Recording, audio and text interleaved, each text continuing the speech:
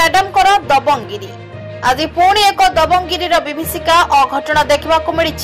किछि दिन तले एक हाजत मृत्यु घटना को नहीं उत्तेजना होइथिबा बेले एहार कला दागर प्रभाव न लिभुणु पुणी करि बसिले मैडम आउ एक कारनामा जहाँफल नहीं उत्तेजना देखा मिली। चौद्वार अंचल कार्यरत महिला थाना अधिकारी सरस्वती साहूंकर व्यवहार रे पुणी दादागिरी निरीह लोकों दबंगिरी देखा मिली। एपरी बारंबार देखा मिली।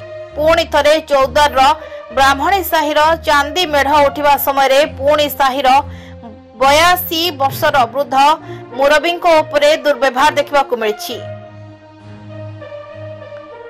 मेढ़टी रास्तार सजबाज होता बेले सरस्वती साहू वृद्ध व्यक्ति को कही तते कौन शुभुना मो कथा अनाइचु कौन कही गाड़ी गुलज करते समय युवगोष्ठी विरोध करते मैडम को एपरी व्यवहार को देखी। कारण ब्राह्मणी साहिर चांदी मेढ़ हो सावधान सह नेबाकू उद्यम चलता बेले एपरी एक अप्रियकर घटना देखा मिली।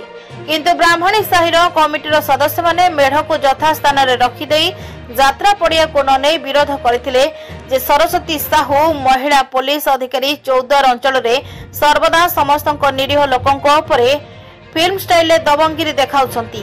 एई महिला पुलिस अधिकारी को चौद्वार विताड़ित करा स्वर उत्तोलन करथिले। किंतु ठीक समय नूतन भाव आसीथिबा आईआईसी आसी आंदोलन करथिबा व्यक्ति को बुझासुझा करथिले। ब्राह्मणी साहिर मुरबी एवं युवगोष्ठी बुझी पुणी चांदी मेढ़ को भसाणी पई यात्रा पड़िया को नेथिले। कटक रो प्रदीप राज को रिपोर्ट सूर्यालोक मीडिया। कौन कहबे आज आपण रोड अवरोध करछन?